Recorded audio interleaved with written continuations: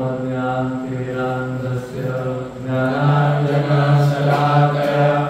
चक्षुरुन्मीलितं येन तस्मै श्रीगुरवे नमः।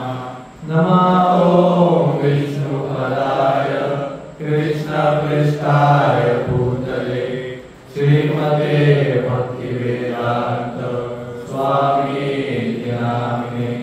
नमस्ते सरस्वती देवी गौरवाणी प्रचारिणे निर्विशेषा शून्यवादी पाश्चात्यदेशतारिणे। जय श्री कृष्ण चैतन्य प्रभु नित्यानंद श्री अद्वैत गदाधर श्रीवासादि गौर भक्तवृंद। हरे कृष्णा कृष्णा कृष्णा हरे हरे हरे राम राम राम हरे हरे।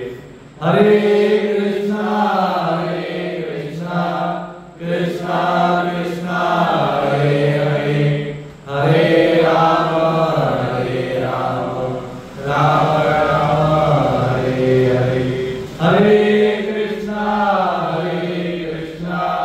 कृष्णा कृष्णा हरे हरे हरे राम राम हरे हरे। हरे कृष्णा वृंदावन धाम की जय। आपल्यापैकी उपस्थित असलेले अधिकांश भक्त वृंदावनला जात आहे ते भाग्यशाली आहेत, आणि काही आमच्यासारखे जात नाही आहे, आणि अजून काही तुमच्यासारखे कोण कोण आहे जे जात नाही आहे ते जास्त भाग्यशाली आहेत. हरे कृष्ण. कृष्णचा प्रश्न पडला जायचं कीर्तन करायला काय जास्त भाग्यशाली बनायला. तसं नाही, कधी कधी कसं आहे तुमच्या बाबतीत नाही, पण कधी कधी होत आहे की आपण वृंदावनला जातो आणि मनामध्ये वाटलं दुसरे विचार चालू असतात मोबाईलवर, आणि काय व्हिडिओ काय, आणि काय काय वेगळे गप्पा, गावात काय चालू आहे. वृंदावनच्या रूम मध्ये बसून गावच्या गप्पा मारतो. मग त्यापेक्षा इथे बसून वृंदावनच्या जे आठवण काढतात किंवा ते जास्त भाग्यशाली ठरतात असं म्हणून मी म्हणतं की जे जाणारे ते भाग्यशाली आहेत, जे नाही जाणार ते समजा त्यांनी तीव्रतेने वृंदावनची आठवण काढली इथे बसून तर ते जास्त भाग्यशाली. आता तिथे जाऊन तुम्ही गावच्या गप्पा नाही मारल्या आणि फक्त वृंदावनच्या कथांमध्ये स्वतःला ऍब्झॉर्ब करून घेतलं, त्यात लक्ष लावलं तर तेही जास्त भाग्यशाली. त्यामुळे आपण वृंदावनच्या काही काही कथा इकडल्या थोड्याफार अंदमंद घेणार आहोत आज आणि उद्या सकाळी. आता त्यानंतर तुम्ही वृंदावनला जाल आणि आल्यावर एक दोन प्रवचन म्हणून किंवा जे काही असतील 2-4 प्रवचन, 5 प्रवचन किंवा जास्तही काय वृंदावन कथा घेणार होतो. तर आज आपण एक लेक्चर आपल्या जुन्या मॅगझिनच्या पेजला झालं होतं, मला वाटतं पुढे झालं वाटतं तिथेच झालं होतं. तर तरी पण जे कोण जाते आहेत वृंदावनला त्यांच्या माहिती करता एकदा थोडक्यात 2 मिनिटात सांगतो. कारण का आजचं लेक्चर काय आहे ते तसं तर कथा म्हणून तुम्ही सगळ्यांनी बकासूर काय लिटिल कृष्ण नंतर सगळ्यांनी पाहिलेलं, पण एक त्याचा संदर्भ म्हणून मी सांगतोय की भगवंत लहानपणी पहिले 3-3.5 वर्ष गोकुळला राहिले. त्यानंतर एक लेक्चर आपल्या माझी सिरीज आहे मुंबईला सिरीज आपण 2022 पासून चालू केलेली आहे. त्यात एक लेक्चर झालं होतं की कसे सगळे गोकुळमधनं निघून बैलगाड्यांमधनं बोटींमधनं यमुना पार करून या साईडला आले, वृंदावनच्या साईडला. गोकुळ यमुनेच्या त्या साईडला म्हणजे पूर्वेला आहे, वृंदावन पश्चिम आहे, यमुनाशी उभी आहे दक्षिण उत्तर. तर ते खूप छान प्रसंग होता. मलाही आठवतोय, ज्यांनी कोणी तुमच्यातलं ऐकलं त्यांना आठवत असेल कसे सगळे बोटीतनं बसून. तेव्हा कृष्ण बलराम 3-3.5 वर्षाचे होते. तोपर्यंत ते कधी घराच्या बाहेर म्हणजे काही चालला वासराच्या पडले होते बाहेर, अंगणात बिंगणात शेजारच्या मुलांकडे वगैरे जायच्या, गावात फिरायचे गोकुळमध्ये. काय करत भाकर चोरी करत आणि वासनाशी काय मस्ती करत पण जोपर्यंत ते गोकुळला राहिले होते कृष्ण बलराम तोपर्यंत ते गाई वासरं चालायला गेले नव्हते. वय त्यांचं लहान होतं 3-3.5 वर्षाचं.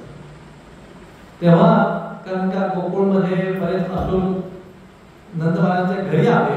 पुतण्यापासून सुरुवात करून तुला आवडतं एवढा जो दोष पडला असं बरंच काय काय झालं.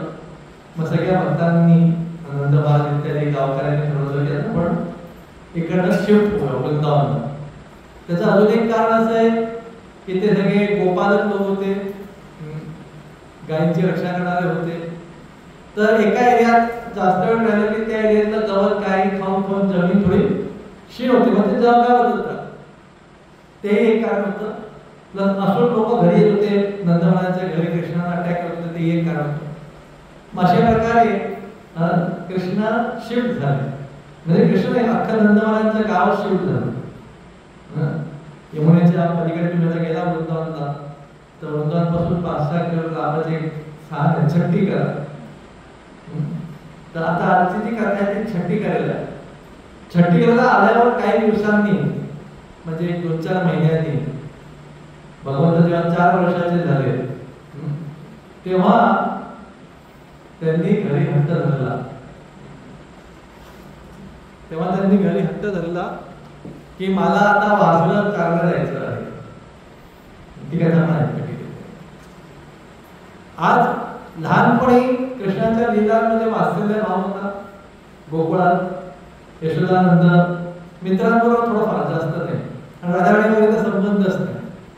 पहिल्या 3.5 वर्ष भगवंताच्या आयुष्यात कधी 1-2 वर्षात कधी वृषभानू महाराज इथे आले तर कधी नंद महाराज तिकडे गेले तर बाकी असं काय राधाराणीची भेट नाही. मग इथे छट्टी करायला आल्यावर भगवंत 3.5 वर्षाचे 4 वर्ष झाले होते. मग त्यांनी सुरुवातीला चालू केलं वासरांना चालू द्यायचं. तेव्हा त्याचं नाव झालं वत्सपाल. त्यात त्यांनी प्रामुख्याने कोणत्या कोणत्या लीला झाल्या वासरांना चालताना. आगासुरवध झाला. त्याच्या आधी आगासुरवधच्या आधी वत्सासूर. पहिले वत्सासूर एक असुर होता. कृष्णात पण आहे वत्स तो वासराच्या रूपात आला होता. वत्सासूर वध झाला. मग बकासूर वध झाला. आता आज मी सांगणार आहे बकासूर वध झाल्यानंतर भगवंतांनी पाचवी घ्यायला चालू केली. आधी वासर नव्हते वाचत. वत्सासूर वध झाला, बकासूर वध झाला, त्यानंतर भगवंतांनी पाचवी घेतली. आणि त्यानंतर मग बरोबर आगासूर वध झाला. आगासूर वासर होती पण आगासूरने काही नव्हतं घेऊन टाकलं. आता मी कृष्ण वासरांना घेतलो. मग आगासूर वध नंतर 1 वर्ष ब्रह्मविमोचन दिला झाली. आणि त्याच्यानंतर जेव्हा भगवंत 5-6 वर्ष झाले तेव्हा भगवंतांनी आता प्रमोशन झालं. भगवंतांनी वत्सपाल पासून झाले गोपाल. गायींना चाललं झालं. त्यानंतर पहिला जो असुर मारला गोपाल झाल्यानंतर ते होते धेनुकासूर. कुठे बरं ते तालवण झाले. आणि त्यानंतर मग प्रलंबासूर वगैरे आपण कथा ऐकू. उद्या आपण प्रलंबासूरची कथा ऐकणार. तर आपण पाहतो. तर अशा प्रकारे आता मी छट्टी करायची तर कथा सांगेन. तर इथे होता वात्सल्य रस. छट्टी करायला राहताना साख्य रस भगवंत आपल्या सवंगड्यांबरोबर फिरताय. आणि मग नंदबाला राहायला गेल्यावर गोपींबरोबरचा बांधुल रस. असे 3 वेगवेगळ्या रसांमध्ये लीला भगवंतांनी 3 वेगळ्या ठिकाणून केलेले. तर छट्टी करा. आपल्याला माहिती आहे एक असुर लहानपणी भगवंतांनी मारला. तो आपल्या हातगाडीच्या रूपात आला होता. हातगाडी बैलगाडी ह्याला संस्कृतमध्ये शकट म्हणतात. शकट म्हणून त्याचं नाव होतं शक्तासूर. त्या असुरने त्या शकट गाडीचा आधार घेतला होता. तर छट्टी करा पण खरं शकट आहे. शकटचं त्याने काय हिंदीमध्ये झालं शकट का झालं छट्टी करा. का बरं आपण पाहतो गोकुळला ते कोण गेले आहे किंवा जाल तिथे 84 खंबा महाल आहे. तो तर खरं 84 खंबाचं नंतर मला कळलं की तो महाल नाही. तो महालाचा फक्त हॉल आहे. आपण जे पाहतो गोकुळात तो हॉल होता. हॉल म्हणजे काय पहिलं राजघर दिवाणघर काय म्हणतात.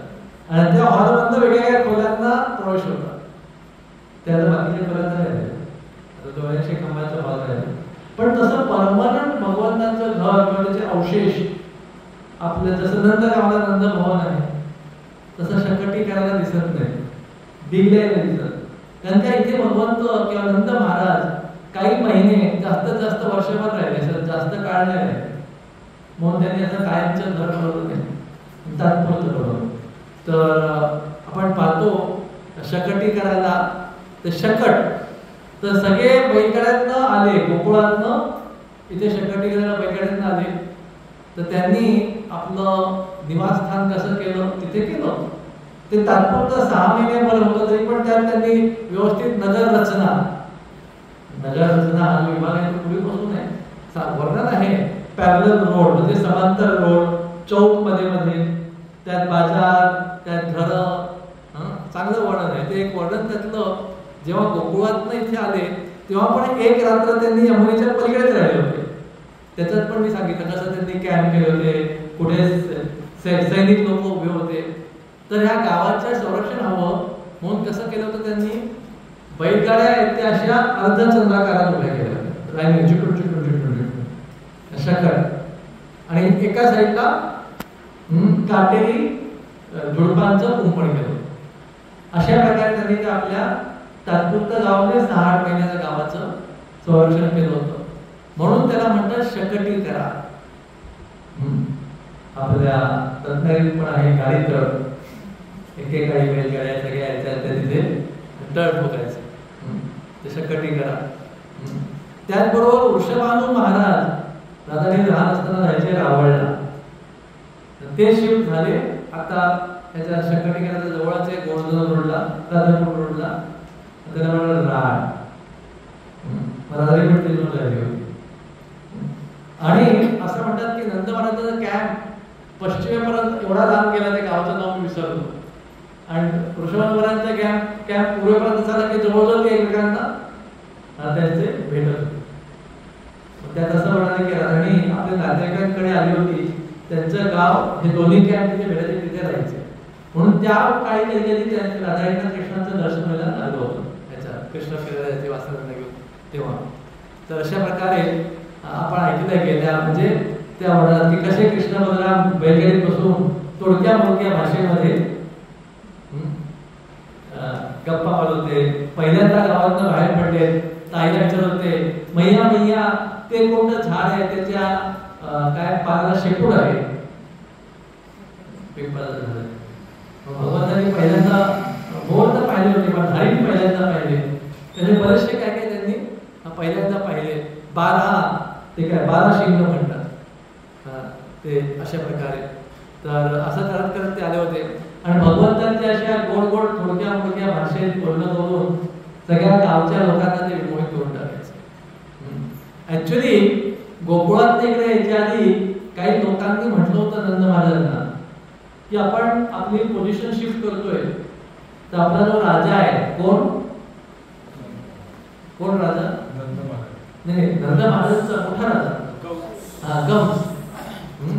कंसला परवानगी घ्यायला नको का, आपण एवढं अख्खं गाव शिफ्ट करतोय. तर नंद महाराज तो मोठा राजा आहे, बरोबर आहे, पण त्याला त्याच्या टॅक्सची गरज नाही.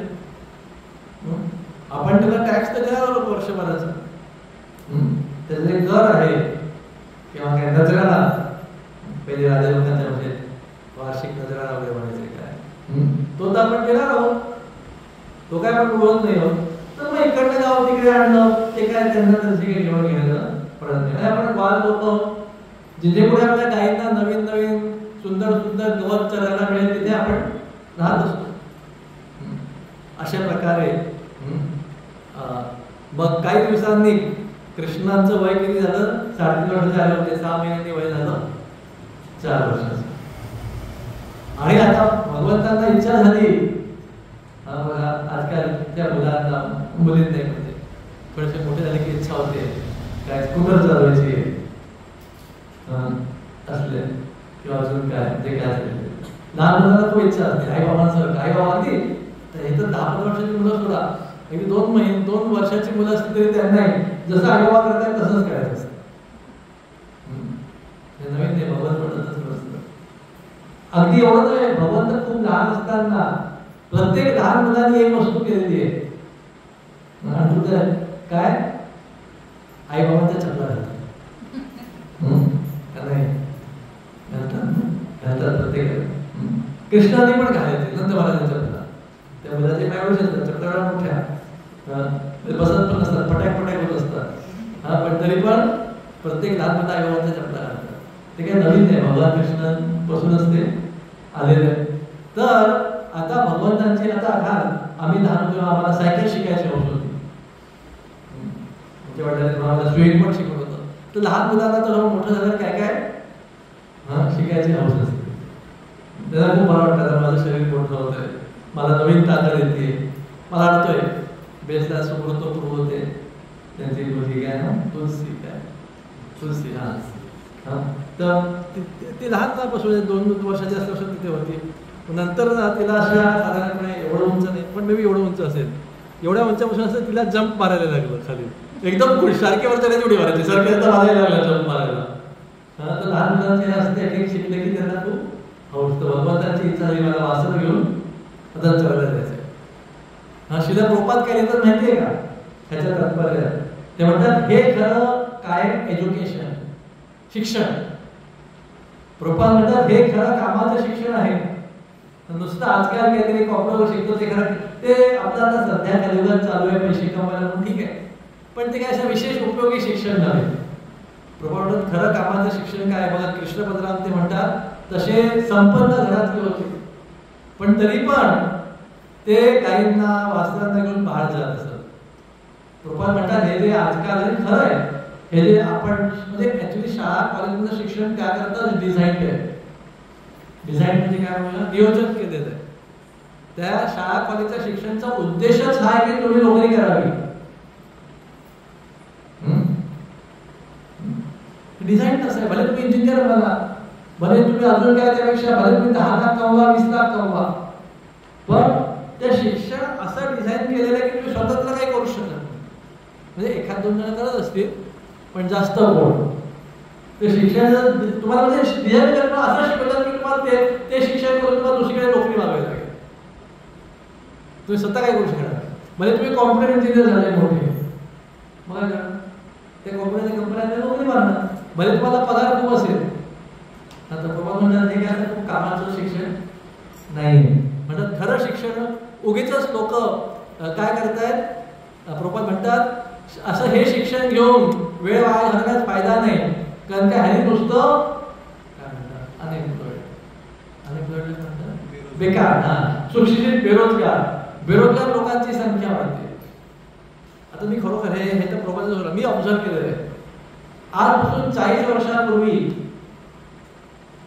एखादा 10वी पास व्यक्ती पण जी नोकरी करायचा, आजकाल ग्रॅज्युएट लोक तीच नोकरी करतात. सगळे लोक शिकले, सगळे ग्रॅज्युएट झाले, काही इंजिनियर पण झाले, पण नोकरी मोठी जी पूर्वी 10वी पास मुलगा करायचा. आजकाल ग्रॅज्युएट नोकरी तीच आहे, काम तेच आहे, फक्त 10वीच्या पुढे शिक्षणाचा फायदा काय नाही कॉम्पिटिशन पण नोकरी वाला. तर असं इथे प्रोपात सांगतायत की म्हणतात खरं शिक्षण काय आहे. कृषी गोरक्षा आणि तत्सम काय इतर वस्तू म्हणजे काय सोनार चांभार सुतार हे खरी कामं जी आहेत ते खरं शिक्षण आहे. त्याचा काहीतरी आपल्या जीवनात फायदा होतो, आपण स्वतंत्रपणे काही त्याचं कार्य करू शकतो. आजकालचं शिक्षण तुम्ही काही मोठा बना हेच आहे की तुम्ही परावलंबी होता, दुसऱ्यांची नोकरी करता, नाहीतर दुसऱ्यांचे एजंट बनता. आजकाल काय विकणारे एजंट आहे, डॉक्टर लोक आहेत, सॉरी मी निंदा करत नाही, मी कधी त्याच्याकडे ट्रीटमेंट घेईन, पण एका प्रकारे कोण आहेत ते एजंट नाही. जवाई कंपनीचे त्यांचे विकून देणारे ते एजंट आहे. ते स्वतंत्र काय करू शकत नाही. स्वतंत्र औषध जसं वैद्य होते पूर्वी ते स्वतंत्र औषध बनवायचे. डॉक्टर शिकले, लोकांना थोडं बरे करत असतील, पण शेवटी ते दवाई कंपनीचे एजंट आहे किंवा तुम्ही नोकरी करणार. हे शिक्षण असं डिझाईन आहे. आजकाल प्रोपा सांगतात स्वतंत्रपणे तुम्हाला काम करता येणार नाही, म्हणून ते शिक्षण काय असतं कामाचं म्हणजे शूद्र मेंटॅलिटीचं. नोकरी करतात त्यांना शूद्र समजतं, कारण की ते परावलंबी शेवटी पाहिजे, दुसऱ्यांचं ऐकावं लागतंय. तर हे तसा विषय आहे. तर आपण वृद्धानुदान बोलूया. तर भगवंत गेले कोणाकडे, नंद महाराजांकडे. नंद महाराजांकडे खूप लोक होते कामाला, गोप लोक, पण तरी पण कृष्ण म्हटले मला आता वासरं चालायचे. आणि नंद महाराज वडील आहेत, योग मायाच्या प्रभावाखाली त्यांनी म्हटलं कृष्ण चालेल, तुझी इच्छा पूर्ण होईल, आपण लवकरच तू चालू करशील, अगदी उद्या असून नाही पण लवकर तू चालू करशील. आणि गृहस्थ आश्रम, तुम्ही बरेचसे गृहस्थ आश्रमामध्ये तुम्हाला माहिती असेल, बरेचदा आजकाल वेगवेगळ्या विषयांवर ठिकाणी घ्यायची आहे, कोणता कलर द्यावा, मुलाला कोणत्या शाळेत घालावं, अशा अनेक वेगवेगळ्या विषयांवर पती पत्नीमध्ये म्हणजे प्रौढी मातेमध्ये मतभेद होतात. गृहस्थ आश्रमामध्ये होतात का? बरेच अगदी कधी कधी तर काय पोळी बनवू का भाकरी बनवू यासाठी मतभेद होतात, बरेच मतभेद होतात. आता बघा नंद महाराज यशोदा मैया शुद्ध भक्त आहेत, पण तिथे पण मतभेद झाले. नंद महाराजांनी परवानगी दिली आणि कृष्ण तुझा वासर चालाय. यशोदा मैया हसत असं, तुम्ही आपल्या लहान मुलगा तो तर अजून माझं दूध पितोय, ह्याला एवढं हेवी काम, एवढं कठीण काम, जंगलामध्ये वासरं चरायचं, त्याच्यात खूप मेहनत लागते, असं काम त्याला कसं द्यायचं? हरी बोल. नंद महाराजांनी काय केलं असेल? उगीच वाद नको वाढवायला. नंद महाराजांनी कृष्णा सांगितलं तू आणि तुझी आई तर काय ते बघायचं, मला मध्ये पडू नको, तू आणि तुझी आई काय ते बघायचं ते बघा, मला मध्ये पडू नको. नंद महाराजांनी चूक ते म्हटले कृष्णा कोणी यशोदा काय ते बघ, काय भाऊ या चर्चेत मी बाहेर आहे. मग कृष्ण गेले आईकडे, आई माझी इच्छा आहे वासरांना चालायचं आहे, त्या इच्छेला तू उगीच काय करू नको, खडा काय म्हणतात खोडा, म्हणजे काय खोड करू नको, अडचण येऊ नको, माझी खूप इच्छा आहे आधी वासरांना मग काहींना चालायचंय, तू काय मला आयुष्यभर अशिक्षित ठेवायचंय का? तुला अशिक्षित शाळांमध्येच नाही, प्रॅक्टिकल का? तुला काय मला आयुष्यभर अशिक्षित ठेवायचे, असंच घरी ठेवणार आहे घरी? आणि आज कृष्णाचं सांगतात मी आज तुझ्या म्हणण्याला ऐकणार नाही, तुझं म्हणणं बरं असेल मी जायला नाही पाहिजे, पण मी काय तुझं म्हणणं ऐकणार नाही. ताई कृपया करून बघा, मी माझ्या मित्रांबरोबर जाणार, वनामध्ये आम्ही जाणार, त्या डबे खाऊ, खेळ खेळू, स्विमिंग करू, झाडांवर फळं पाडू, किती आनंद होईल. हा असं आनंदाचं काम आहे, हे काम थोडी जड आहे, हे तर आनंदाचं खेळाखेळातलं काम आहे. असं कृष्णाने म्हटल्यावर आता भक्ती करायची, यशोदामध्ये अहंकार नाहीये, पण यशोदा माता हो म्हणू शकत नाही, त्याचा नाही म्हटलेली, मग काय करते यशोदा माता? विरोध नाही करायचा, म्हणजे एका प्रकारे ते हो आहे, आणि का आता हो म्हटलं तर आपलं म्हणणं बदलण्यासारखं आहे, तर ती चूप बसते. आणि नंद महाराजांना आश्चर्यचकित होतात. नंद महाराज, अरे एवढ्या लवकर आईला पटवलं तू, एवढ्या लवकर आईचं मन वळवलं. सो यशोदा शांत झालेली म्हणून नंद महाराजांना खूप आश्चर्य वाटतंय. एनिवे काही दिवसांनी नंद महाराज एक शुभ दिवस म्हणतात, म्हणजे ज्या दिवसापासून तू कृष्ण वासरांना घेऊन आता बाहेर जायचं. नंद महाराज कृष्णांना काय देतात? वासरा चरायला काय लागतंय? काठी, एक छोटी काठी देतात आणि म्हणतात जा आजपासून. ही जी वासरं होती ती लहान लहान होती, ती अजून आईचं दूध प्यायची, त्यामुळे ती जास्त लांब पण जात नव्हती. ती म्हणजे आपल्या इकडे लांब नाही, म्हणजे 2-4 किलोमीटर लांब जायची, पण अगदी असे खूप 10-12 किलोमीटर लांब मोठ्या गाई जशा जायच्या, पहाटे पण जायच्या, संध्याकाळी पण जायच्या, तेवढ्या लांब नव्हती जात, जवळच जायची. आणि कधी कधी यशोदा मैया कृष्ण बलरामला डबा द्यायची म्हणून, पण बरेचदा डबा द्यायची नाही, दिवसाची डबा कोणाला तरी पाठवून द्यायची, कारण ते जवळ जायचे, काही घेऊन जायचे तेव्हा सकाळी सकाळी डबा घेऊन जायचे, लांब जायचे म्हणून. वासरं चालताना कधी डबा द्यायची, कधी दिवसा डबा पाठवून द्यायचे. आणि कृष्ण बलराम कधी शिंग वाजवायचे वासराला घेऊन गेलेत असताना, कधी त्या एका दोरीला दगड बांधायचे, फिरून फिरून त्या दोरी अशी फेकून फळा पाडायचे, कधी कधी नुसतंच दगड मारायचे वेगवेगळी फळं पाडायला. आणि कधी कधी बेळफळ, आपल्याकडे कोकणात थोडंसं डोंगराळ भागाच्या बेळफळ छोटी असतात. तुम्ही गंगा किनारी गेलेले उत्तर भारतात तर बेळफळ एवढं असतं एवढं. गौर खूप असतो आतमध्ये, आपल्या कोकणात थोडा जर कमी असतो एवढं. आणि लहानपणी इथे मला दिसलं नाही, मी शोधणार आहे ते लावणार ते झाड, पण आमच्या तारापूरला एक झाड होतं समोर त्यांच्या घरी, कवट नाशिक जिल्ह्यात मिळतं ते. कधी पण गेलो की त्र्यंबकेश्वरला ते बऱ्याच असतं सीझनला, तेव्हा असं मोठं कवठाची चटणी ऐकलंय कधी कोणी? कवट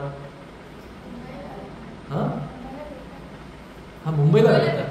हा म्हणतं बुढारी म्हणते एकटी हो, गावची बाकी पण हो म्हणत नाही, तुला पण एक कवट देत होतो. कवट ओके. आता म्हणाले मी जास्त परीक्षा घेऊ का? कोणत्या कलरचं असते भाजी? म्हणजे फिकं पांढरं ब्राऊन असते, बरोबर. ओके, कवट दुसऱ्याच कशाला तरी कवट कुठे तर एनिवे सो कवट असतात, ते पण मोठे असतात तिथल्या झाडांना. ते गंगा किनारी झाडे, लेवल झाडे, डोंगराळ नाही, गंगेची पालखी आणि पाणी, तर तिथे बेळ कवट असे मोठे मोठे असतात. त्यांनी कृष्णभद्रा फुटबॉल खेळायचे, हरिपूर. आणि कधी कधी ते काय करायचे, दोन मुलं आपले एका खांद्यावर बसले आणि आपल्या डोक्यावर ब्लँकेट घालायचे, मोठे मोठे बैलांचं सारखं बनायला, आणि बैलांच्या रूपात एकमेकांशी, बैल कसे एकमेकांशी भांडण करतात तसे एकमेकांशी भांडायचे. कधी कधी हरिपोल वेगवेगळ्या प्राण्यांचे आवाज काढायचे, मोराचे, काय विधान करणारे का कुठे म्हणायचं, खुश झाले. कोण एक्सपर्ट वेगवेगळ्या प्राण्यांचा आवाज काढणार? एकदा मी मला गाईच्या आवाजाने शिवमाचा काढला, असं काय कोणाला पोटाचा वाटत तरी बकऱ्याचा काढला, बकरीचा काय करू लागला. एनिवे कृष्णभद्रा वेगवेगळ्या प्राण्यांचे आवाज काढायचे. आणि अशा प्रकारे दिवसभर ते खूप खेळ खेळायचे वासराचा चालता. आणि कधी कधी पक्षी उडायचे आकाशात, जमिनीपासून खूप उंच नाही, थोडे खाली, तर त्यांच्या ज्या सावल्या जायच्या त्या सावल्यांच्या सारख्या धावायचा प्रयत्न करायचे, जशी सावली जाईल तशी पक्ष्यांची. आणि या भगवंतांच्या सुंदर सुंदर लीला पाहायला आकाशात देवता लोकांच्या विमानांची गर्दी झालेली असायची. भरपूर विमानं, ऍक्सिडेंट पण होते विमानाऐवजी, पण तरी भरपूर देवतांची विमानं आकाशात गिरट्या करायची कृष्णभद्रांच्या लीला पाहायला. आणि एक महत्वाचं आहे, ऐका, तूच बसली असेल, सगळ्या मुलामध्ये कलियुगच्या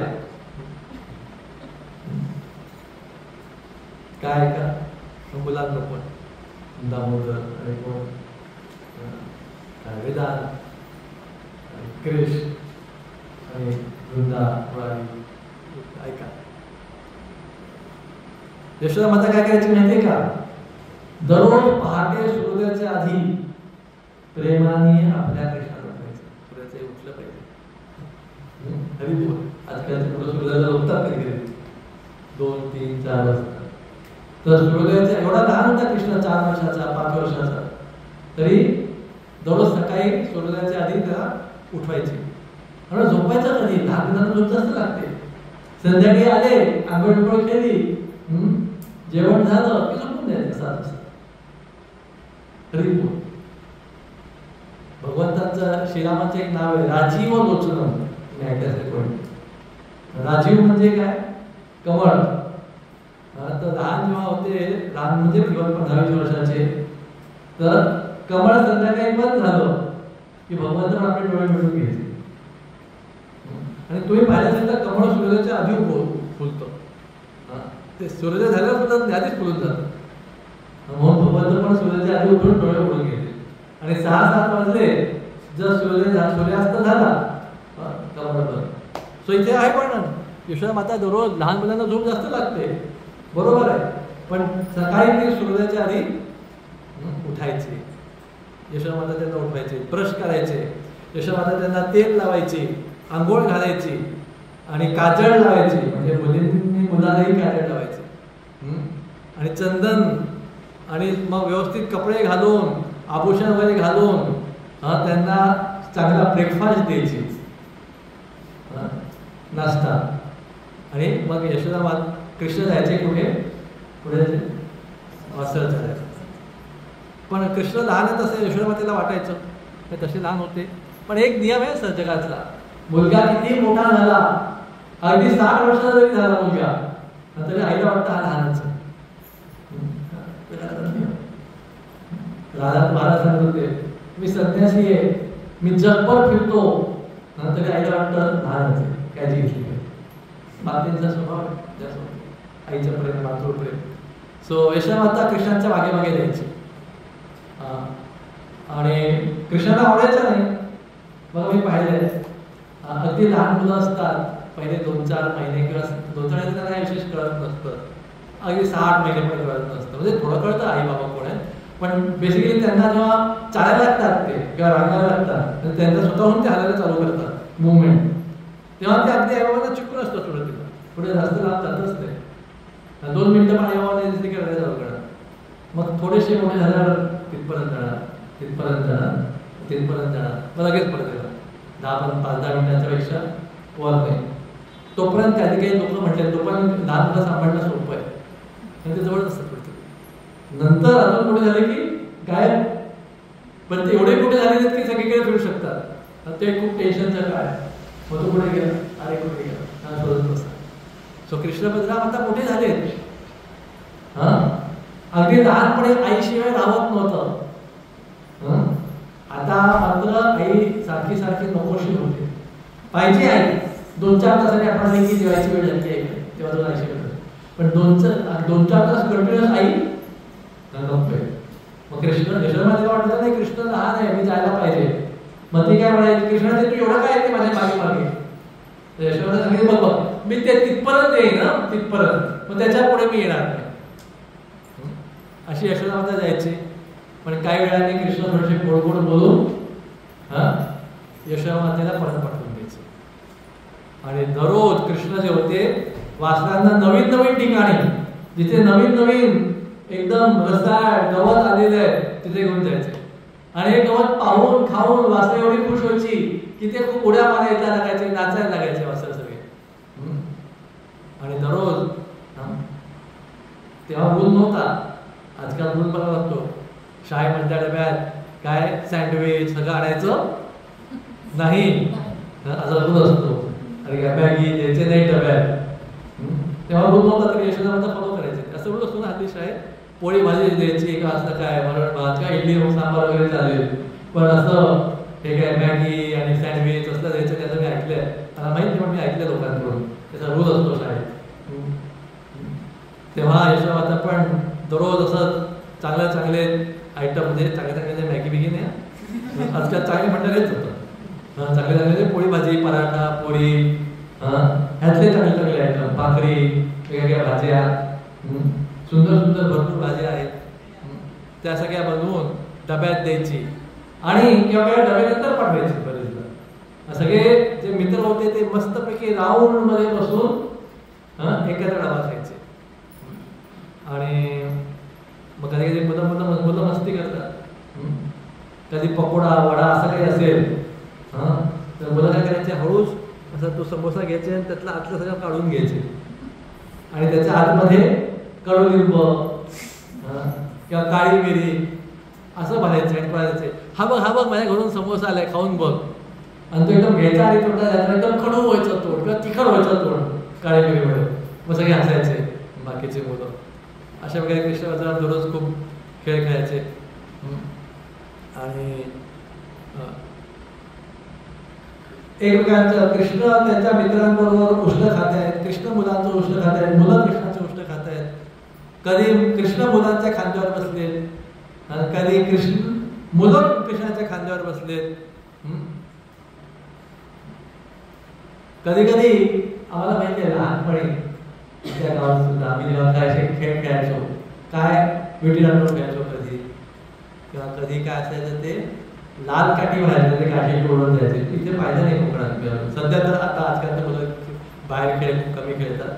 पण ते काय त्याच्यात म्हणजे प्रत्येक खेळ म्हणजे जो हरेल त्याला पनिशमेंट द्यायची, त्याला काहीतरी कत्ती म्हणायची की जे काय असेल वेगवेगळी पनिशमेंट. तर इथे पण एक पनिशमेंट, कधी कधी कृष्ण बलराम गेम खेळायचे, त्यात एका कधी गेममध्ये पनिशमेंट असायची की जो हरेल तो घोडा बनला आणि मग दुसरा जो जिंकायला त्याच्या पाठीवर बसून घोड्यासारखा तो चालला. तर कधी कधी कृष्ण बलराम हरायचे, कृष्ण हरायचे बलरामाने. कधी कधी कृष्ण हरायचे तर कृष्ण माता कृष्ण हरल्यावर काय केलं पाहिजे त्यांनी? घोडा बनवला. कधी कधी लहान मुलांना शिक्षा घ्यायला आवडत नाही अशी गेम मध्ये. काहीतरी शिक्षा घ्यायला म्हटलं ते रागवून निघून जातात गेम सोडून, काहीतरी कारण नसतं ना करून कधी कधी. तर कृष्ण म्हणायचे माहितीये का काय, हल्लीच्या मुलं म्हणतात तुमच्याकडे लक्षात नाही गेलं, आता दिसलं मला तुम्ही मला हल्लीचे मुलं आहेत म्हणून आता दिसलं. सो एनिवे, सो कृष्ण म्हणायचे तुम्हाला माहितीये तुम्ही मला हरलो म्हणून कत्ती म्हणून घोडा कोणाला सांगताय? मी, तुम्हाला माहितीये मी राम आहे, राम म्हणजे होतो, आणि मी रावणाला मारलेलं आहे, आणि मी वामन आहे, आणि संपूर्ण पृथ्वीवर मी एका पायाने झाकली होती, आणि मीच वराच्या रूपात येऊन पृथ्वीला गर्भगस्थ घरात बाहेर काढलं होतं. मी भगवान आहे, तुम्हाला वाटतं मी तुमचा मित्र आहे, मी नाही हे शिक्षा घेणार, मी घोडा बिडा बनणार नाही, मी भगवान आहे. बाकीचे सगळे मित्र होते कारण कृष्ण हरले त्यांनी ते शिक्षा घेतली पाहिजे. बाकीचे मित्र काय करायचे? दावची बलरामजी एकत्र घ्यायचे आणि काय सांगायचे, आज दावची आजपासून ना आपण कृष्णाशी बोलणार नाही आणि कोणी कृष्णाशी खेळणार नाही. ते भगवान आहेत ना, भगवान थोडा खेळतात असे, भगवान काय खेळतात असे लहान मुलांसारखे. आपण कोणी कृष्णाशी खेळायचं नाही, बोलायचं नाही. पण लहान मुलं आहे, कृष्ण पण लहान मुलांचा दोन करत आहे. मग सगळे कृष्णाकडे लक्ष देतात, त्यांना एकट्याला साईडला राखून त्याला आपापसात खेळायला लागायचे. मग कृष्ण पण द्यायचे, ए अरे अरे अरे मला पण खेळायला घ्या, अरे अरे मला पण तुमच्यातलं ताक द्या थोडं, अरे बोला तरी माझ्याशी. मुलं म्हणायचे, ए तू तर भगवान आहे ना, भगवंताशी खेळतात का? भगवंतांना का ताक पाहिजे? आम्ही काय तुझ्याशी बोलणार नाही, तू भगवान आहे. मग कृष्ण लहान होते 4 वर्षाचे, ते रडायला लागायचे, म्हणतात नाही नाही मी भगवान नाही आहे, आम्ही तुमचा फ्रेंडच आहे, मी तुमचा मित्र आहे, सवंगडी आहे, मला खेळायला घ्या.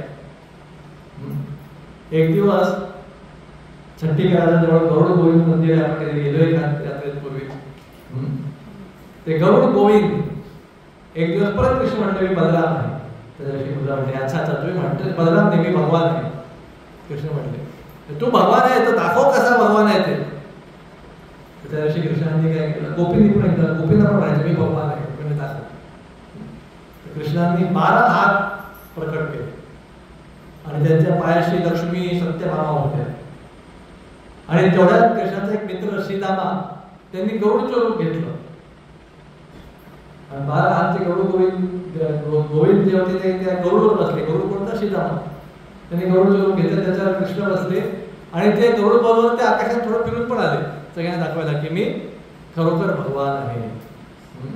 तर हे गरुड गोविंद मंदिर तिथे आहे, आपण दर्शन घेऊ शकतो. अशा प्रकारे वासुदेव एकदा ती दुपार म्हणजे 2-3 वाजता परत येऊन जायचे याच्यावर.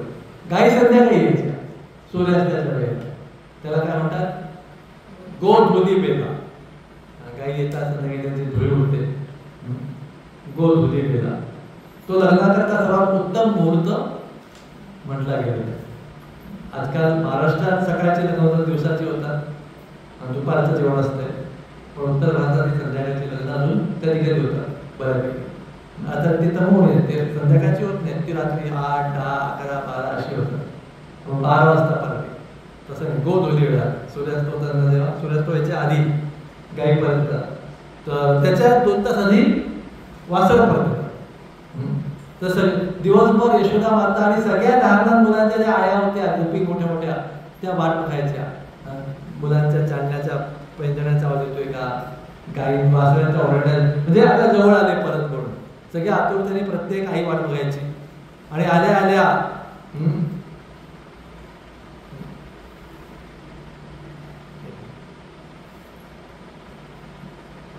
आणि आल्याला लगेच आई जायची, यशोदा माता जायची आणि कृष्णांना कड्या उचलायचे. पण आता जी मुलं मोठी झाली 4 वर्षाची, आई प्रेमाने उचलायची, पण मुलं नको नको आता कड्यावर नको, सगळी मुलं बघताय, आंघोळ वगैरे तू घाल पण आता कड्यावर नको. आता मी मोठा झालोय, आता कड्यावर वगैरे नाही. पण यशोदा माता उचलायची प्रेमाने, संपूर्ण कृष्णाचं अंग साफ करायची, झोळीपासून आंघोळ घालायची, त्यांना खाऊ घालायची, आणि खाऊ झालं की 6:30 वाजता संध्याकाळी 7 वाजता झोपून द्यायचं. हरी बोल. तसं खरं पाहिजे. उठायचं सकाळी ब्रह्ममुहूर्त, 7ला झोपून द्यायचं, ब्रह्ममुहूर्ताला उठायचं. मोठे लोक 8ला झोपू शकतात आणि ब्रह्ममुहूर्ताला उठून ब्रह्ममुहूर्त रेडी होऊन द्यायचं. एनिवे, हा वत्सपाल जेव्हा वासरांना चारायचे तेव्हा भगवंतांनी 2 असुरांना मारलं.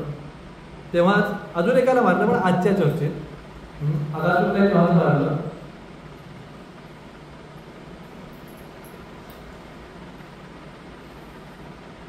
त्या शॉर्ट त्याही 2 असुरांच्या कथा छोट्या आहेत, त्या ऐकून घेऊन. पहिलं मारलं वत्सासुर. एक दिवस कृष्ण बलराम गेले होते आणि एक असुर होता, तो दुर्गा देवीचा उपासक होता, वत्सासुर. त्याने वासनाचं रूप घेतलं होतं आणि म्हणजे त्याला काय वाटतं, मी वासनाच्या रूपात गेलो तर कृष्ण बलरामांना कळणार नाही की मी असुर आहे. आणि तो वासनाच्या रूपात येऊन कृष्ण बलरामांनी सगळ्या वृंदावनच्या मुलांच्या वासनामध्ये मिक्स होऊन गेला. त्याचा असा प्लॅन होता की मी हळूहळू वासनाच्या रूपात हळूहळू करून कृष्णाच्या जवळ जाईल आणि अगदी जवळ गेलं की अचानक त्याच्यावर अटॅक करेल. कृष्णाला कळणार नाही, पण भगवंत त्यांना कळलं हे जे वासरू आहे हे आपलं वासरू नाही आहे, हा एक राक्षस आहे वत्सासुर. आणि त्याचं लक्षण नसतं आणि त्याने भगवंतांनी कृष्णाने बलरामाला घेतले, ते वासरू आहे ना, ते वत्सासुर आहे. आणि असं करत करत भगवान कृष्णाने काय केलं, गपचूप त्या वासराचं लक्षण असताना, वासराच्या करता कृष्णाचं लक्षण असताना कृष्णाच्या जवळ येणार आणि अटॅक करणार. पण भगवंताने उलट केलं, त्या वासराचं म्हणजे वत्सासुरचं लक्षण असताना ते हळूच मागून मागून गेले आणि जाऊन डायरेक्ट त्यांनी त्या वत्सासुरला पायाने पकडून घेतलं. आणि म्हणजे मागच्या 2 पायांनी आणि शेपटीने त्यांनी वत्सासुरला पकडलं, जोरात फिरवलं, एवढ्या जोरात फिरवलं की त्याचं ते प्राण निघून गेले. आणि मग त्याचं जे मृत शरीर होतं ते एक उंच कपित, हे पण एक फळ आहे, खायचं असतं, मला माहीत नाही. मग मी कपित म्हणजेच कवट असेल, माहीत नाही, संस्कृतमध्ये बघायला पाहिजे. पण कपित म्हणजे असेल एक कवट, आता अपहरण झालं असेल, पण कपितच्या वृक्षात टाकलं. आणि आता मात्र त्या वत्सासुरने छोटंसं रूप धरून मोठं राक्षसाचं रूप धारण केलं होतं. ही जी घटना घडली ही भद्रवनला घडली, हे यमुनेच्या पूर्वेला आहे. पण आता कृष्ण बलराम राहायला आले पश्चिमेला. मग घटना म्हणजे यमुना एवढी मोठी आहे आजही, तेव्हा एवढी मोठी होती तेव्हा, तर मग कसे बरं कृष्ण बलराम आणि वासना यमुना क्रॉस करायचे. तर आपले आचार्य सांगतात की काय बरं, काही काही वटवृक्ष होते तेव्हा ते एवढे मोठे होते की त्याच्या काही काही फांद्या अशा वृक्ष या साईडला, त्याची एक फांदी अशी येऊन यमुनेच्या या साईडला तिचं खाली मुळं जायचं. मग ते एका प्रकारे, आणि त्या फांद्या हळूहळू चाड होत जायच्या, म्हणजे ब्रिज. वासरं आणि लहान मुलं या साईडला चढायचे फांदीवर आणि त्या वटवृक्षाच्या फांदीवर पलीकडे खाली यायचं. So like that.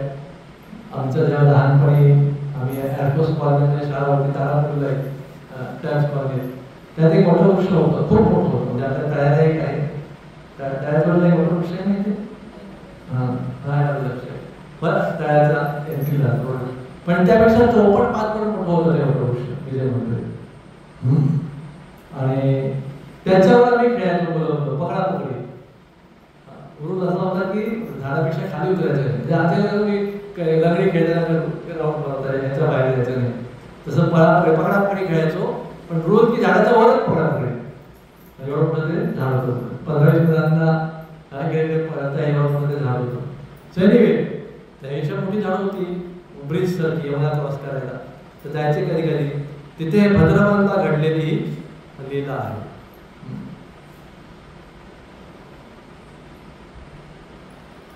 आणि सगळे देवता लोकांना आनंद झाला.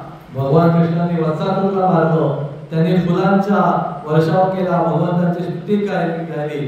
आणि तोपर्यंत सूर्य होता तो हळूहळू फुल पश्चिमेला नाही, फुल पश्चिम संध्याकाळी थोडासा पश्चिमेला लागला होता. लगेच मास्तरांना घेऊन कृष्ण बलराम घरी आले.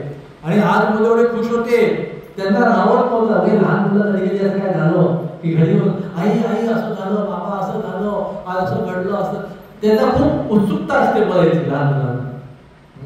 तसं की लहान मुलं धावत धावत आली, आज एकदम आई आज ना असा असुर आला होता, वत्साचा रूपात होता आणि आई कृष्ण गेले मागे. आणि सगळे मुलं गेले गेले आई मुलांना आई उचलायचा प्रयत्न करायचे. मुलं बघतायत हसतील, मी आईच्या कार्यावर हसतील, मला बाकीचे मित्र उचलू नको, पण आईवर त्याच्या प्रेमाने आपल्या मुलांना उचलून घ्यायच्या. तर सगळ्यांनी सांगितलं राक्षस आला आणि कृष्णाने त्या वत्सासुराचा फेवरेट करूनच मारून टाकलं. ते ऐकून बाकीच्या आयांना बरोबर वाटलं, त्याचा आपली मुलं सुरक्षित आली. पण यशोदाला काहीची झाली किंवा हे असं एक येतच जाते इथेही. आम्ही गोकुळात इथे का आलो, नंतर गोकुळात असुर घरी यायचे. आता कृष्ण बाहेर इथे असुर येत आहेत. तर वत्सासूर आपले आचार्य सांगतात, वत्सासूर गेल्या जन्मात कोण होता? गेल्या जन्मात वत्सासूर होता एक मोरा नावाचा राक्षस आहे, त्याचा मुलगा होता प्रमिल. आणि त्यांनी त्या प्रमिलने देवतांना हरवलं होतं युद्धात. एकदा तो बघता बघता वशिष्ठ मुनींच्या आश्रमाजवळ गेला आणि त्यांनी वशिष्ठ मुनींच्या आश्रमामध्ये होम म्हणजे यज्ञ, त्याच्याकडे एक गाय होती, तेव्हा नाव होतं होमधेनू. ती गाय पाहिली आणि त्यांच्या त्या असुरची इच्छा झाली अप्रमिलची की मला ही गाय पाहिजे. म्हणून त्याने काय केलं, असुरने ब्राह्मणाचं रूप घेतलं आणि वशिष्ठ मुनींकडे गेले आणि भिक्षेमध्ये ती गाय मागायला लागले. तर वशिष्ठ मुनींना कळलं हे काय करतोय, हा काय ब्राह्मण नाहीये, हा राक्षस आहे, असुर आहे, आणि असं रूप बदलण्यात येतोय. तर वशिष्ठ मुनी गप्प बसले आणि त्याने तोंड दुसरीकडे फिरून दिलं. काय आणि भिक्षा मागितली की मला ती होम देतो काय भिक्षा द्या, आणि काय वशिष्ठ मुनींनी उत्तर दिलं नाही, तोंड दुसरीकडे करून घेतलं. पण जेव्हा ती गाय होती तीच बोलली, हे पुत्र राक्षस, तू इथे गाय चोरायला आलेला आहे वशिष्ठ मुनींकडे एक ब्राह्मणाचं रूप घेऊन, तर मी शाप देते की तू वासुर बनून जाशील. लगेच त्या क्षणाला तुझा राक्षस होता ते वासुर बनून गेले. लगेच ते वासुरूच्या रूपात तो राक्षस वशिष्ठ मुनींकडे होम देऊन गायकडे क्षमा मागायला गेला, मला माफ करा, मला माफ करा, हे काय मला वासुर बनवलं आहे. तर गायच म्हटली होम देतो की काळजी करू नको, खूप वर्षांनंतर द्वापारयुगाच्या शेवटी भगवान कृष्ण येतील आणि ते तुला मारतील, तेव्हा तुला मुक्ती प्राप्त होईल. अशा प्रकारे वत्सासुरला मारल्यावर तो वत्सासुरचा जो जीवात्मा तो भगवंतांमध्ये येऊन प्रविष्ट झाला. एक दिवस दुसऱ्या एरियामध्ये आपण त्या काही तिथे गेलेलो खायला, खातीरवन, तिथे बकासूरचा वध केला. आणि तिथे अजून इथे एक तळा आहे, त्या तळ्यामध्ये आपण नेहमी बगळे एवढे पाहतो, तिथे एवढे मोठे बगळे होते. तुमच्या मी कोण आलं असेल आठवत असेल तर एवढे एवढे मोठे बगळे होते, आपण छोटे बगळे त्या तळ्यात आले. तर एकदा कृष्ण बलराम आपल्या वासरांना घेऊन खातीरवन मध्ये त्या तळ्याच्या बाजूला गेलो होते. सगळ्या वासरांनी आनंदाने खूप पाणी प्यायलं, फ्रेश पाणी तळ्यातलं. कृष्ण बलराम आणि सगळ्या मुलांनी पण नंतर तेच पाणी प्यायलं.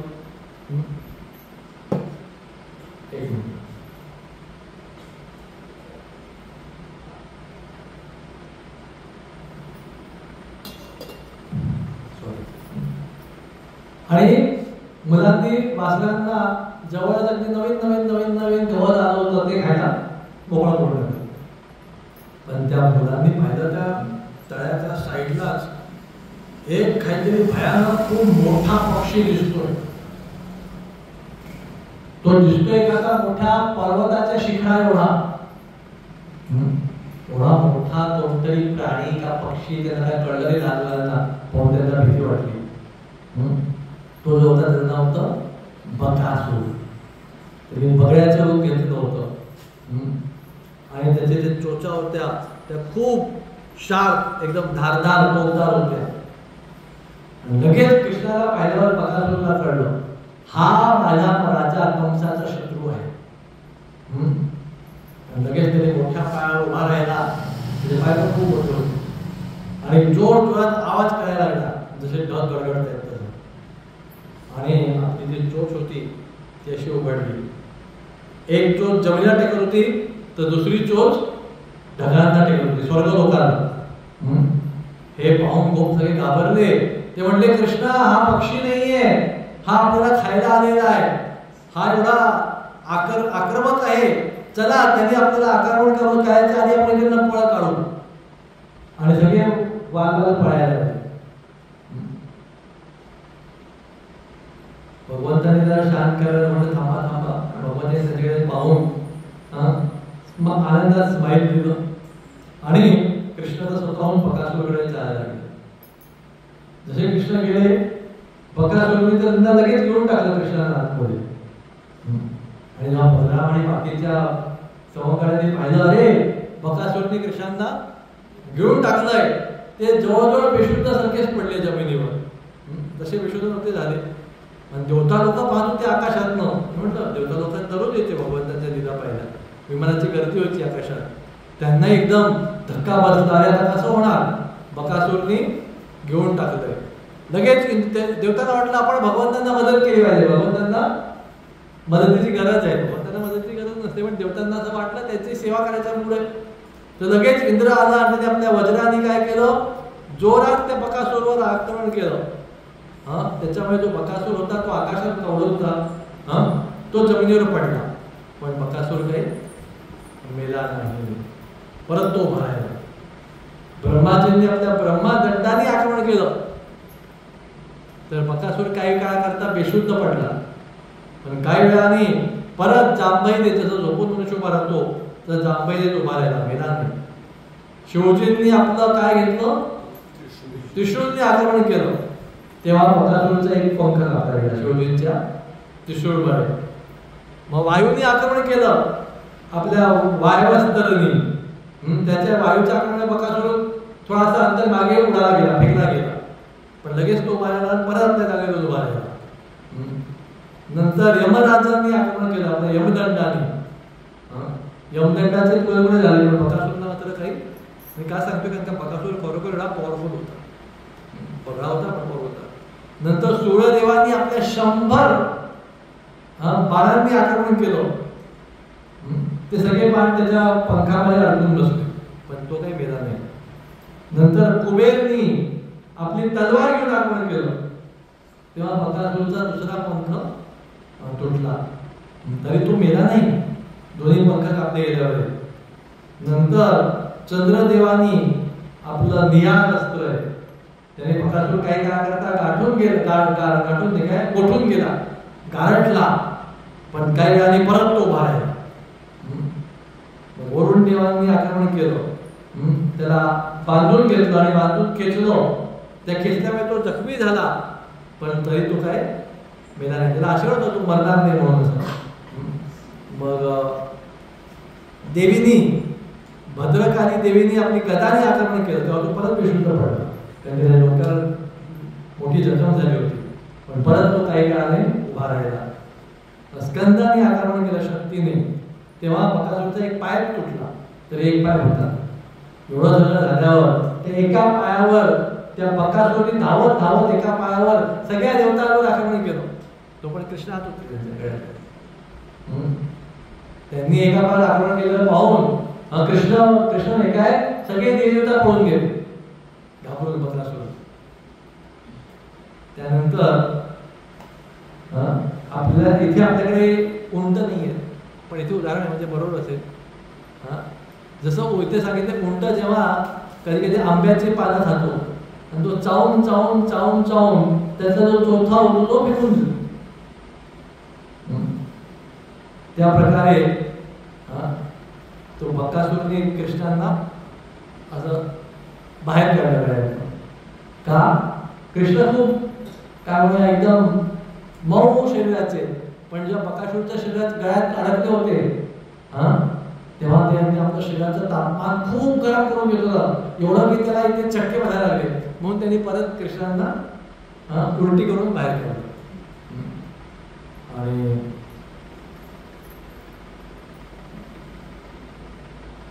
आणि त्या बकासूरने पाहिलं, अरे कृष्ण बाहेर आले, पण त्यांना काही झालं नाहीये, जखमी नाही, काय नाही. माझ्या गळ्यापर्यंत गेले तर म्हणजे त्याच्या गळ्यातली लाळ किंवा काय जे काय लिक्विड काही लागले ते कपडे कपडे बिपडे फेटा वगैरे सगळं एकदम स्वच्छ आणि मस्त होतं. बकासूरच्या गळ्यात आल्यावर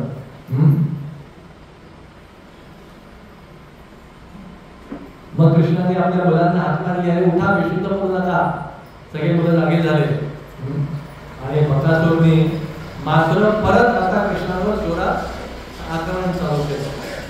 त्यावेळेला भगवंतांनी काय केलं, त्या बकासूरला बकासूरची शेपूट पकडली, जोरात फिरून त्याला जमिनीवर आपटलं. तरी पण बकासूर पडून झाला. परत भगवंताला अर्पण केलं. यावेळी मात्र भगवंतांनी काय केलं, त्याचे 2 चोच पकडले. त्या 2 चोच म्हणून ताटात लावून फाडून बकासूरचे 2 डोळे फुटले. तेव्हा मात्र बकासूर गेला. जसं लहान मुलं कधी गवताचं असं म्हणून गवताचे 2 डोळे करतात, किंवा नारळाची ती काय असते पात म्हणतात त्या पातीला आपण 2 डोळे करतो. ते लहान मुलांच्या न्यूज पेपरचे वहीचे पेपरचे 2 डोळे करतात. तसं भगवंतांनी सहजपणे त्या बकासूरचे 2 डोळे करून टाकले.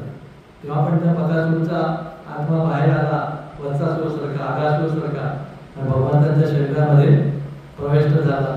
सगळे देवदेवतांनी परत फुलांचा वर्षाव केला, ड्रम वाजवले आणि बकासूर मेलेला पाहून कृष्ण धोक्याच्या बाहेर तेव्हा सगळ्या मुलांना थोडंसं धीर आला. सगळ्यांना कृष्णांना आलिंगन दिलं की आता तो बरा आहे. आणि तोपर्यंत परत्याची वेळ झाली होती. सगळ्यांनी आपल्या वस्त्रांना घेतलं आणि मुलं धावत धावत घरी आली. कारण की त्यांना उत्सुकतेने आपल्या घरी जाऊन आई बाबांना सांगायचं होतं की आज भगवंतांनी अशा प्रकारे बकासूरला मारलं, असं असं घडलं, असं झालं, तसं झालं. सगळे धावत धावत आले, अगदी धापा टाकत आणि दमले होते धावत धावत. तरी पण सगळे आपल्या घरी आपल्या आई बाबांना काय सांगत होते, भगवंतांच्या सुंदर लीला वर्णन करत होते. आणि सांगत होते, आई आई तू ऐकलं पाहिजे, आज भगवंत नाही, आज कृष्णांनी काय केलं, त्यांच्याकरता कृष्ण आहे भगवंत नव्हते, आज कृष्णांनी काय केलंय तू ऐकलं पाहिजे. तेव्हा आपल्या यशोदाची चिंता झाली की अरे मी महाबल सोडलं, त्यांच्या असुरांचे आक्रमण होतात. आता इथे पण असून माझ्या मुलाला आक्रमण करतायत आणि माझा मुलगा आज तर थोडासा एकदम काय म्हणूया, त्याला काय भीती भीती नाहीच आहे आणि तो खूप काय म्हणायचं स्थिर नाहीये, खूप चंचल स्वभावाचा आहे माझा मुलगा, उगीच सगळीकडे जात असतो, त्याला भीती तर काही नाहीच आहे. मी काय करू आता, आता कुठे जाऊ की तिथे असून येणार नाही, मलाच काही कळत नाही की दैवाची काय इच्छा आहे म्हणून. तिने भगवंतांना प्रेमाने परत आंघोळ घातली, जेवण दिलं आणि गुड नाईट नाही म्हटलं, गुड नाईट म्हटलं पण झोपायला पाहिजे, गुड इव्हनिंग, गुड इव्हनिंग म्हणून झोपून द्यायचं. अरे भगवंतांना झोपवलं. आणि जेव्हा वृंदावनच्या माणसांनी, स्त्रियांनी, पुरुषांनी एकदा गप्पा मारले की कृष्ण कोण आहे, ह्याला मारायला सगळे लोक येतात, कृष्ण मरत नाही तेच बोलून जातात, जे मारायला आले ते बोलून जातात आणि ज्यांना मारायला आले तो काही मरत नाही. नंद महाराजांना आश्चर्य वाटलं की एवढ्यांदा कृष्णावर धोका आला पण एकदा पण कृष्णांना काही झालं नाही. आणि गर्ग मुनींची जी बाकी होतं ते मात्र बरोबर आहे. वेळ झालेला आहे पण थोडक्यात बकासूर पण गेल्या जन्मी कोण होता ते आपण ऐकून घेऊ आणि मग आजची कथा थांबवूया. तो मग एक राक्षसाचं नाव होतं हयग्रीव आणि त्याच्या मुलाचं नाव होतं उत्कल. तो हा जो उत्कल होता तो बकासूर नंतर झाला. त्यांनी पण सगळ्या देवतांना हरवलं होतं आणि इंद्राचं छत्र चोरून घेतलं होतं, सगळ्या राजांना हरवलं होतं. एक दिवस तो एक मुनी होते, जाजली मुनी, ते कुठे राहायचे, गंगासागर, कलकत्त्याला जिथे गंगा समुद्रात मिळते तिथे गंगासागर आहे. तर जाजली मुनी तिथे तपस्या करत होते आणि हा उत्कल नावाचा राक्षस असो एक बांबू घेऊन असं बघा त्या बांबूच्या टोकाला जाऊन असं मासे पकडतात. इथे नाही पकडत, ते बंगाल साईडला अजूनही काही लोक असे मासे पकडतात.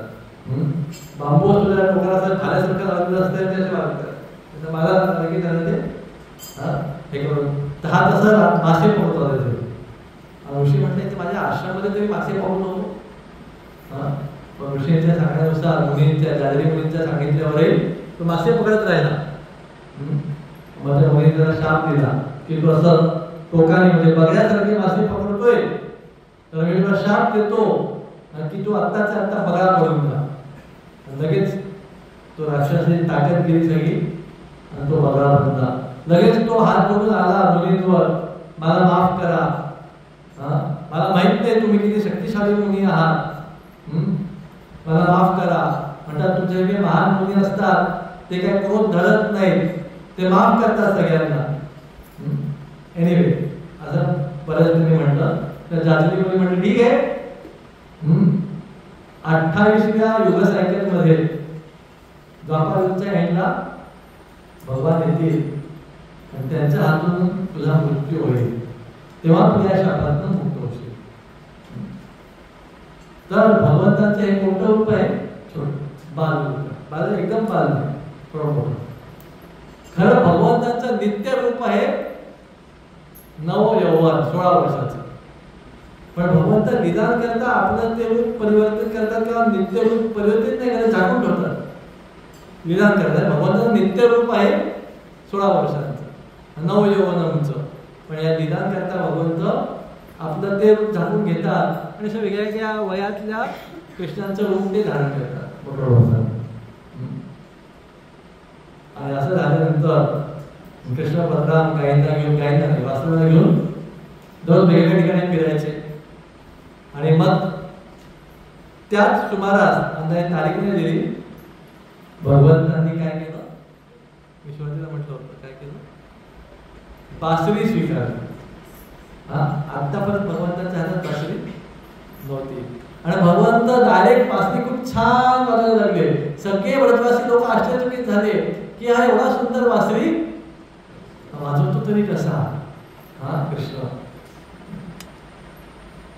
आणि कृष्णाचं त्याला होता तमाल वृक्षासारखा डाग, त्याच्यावरती पिवळी धोती घालायचे, थोडस काय केशर लावायचे, सुंदर हार असायचा आणि अशा प्रकारे ते आपल्या मित्रांबरोबर वनवासात जायचे.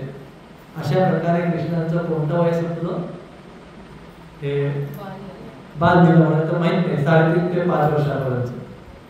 5 वर्षाचे जेव्हा भगवंत आले त्या दिवशी त्यांनी आगास सुरुवात केला.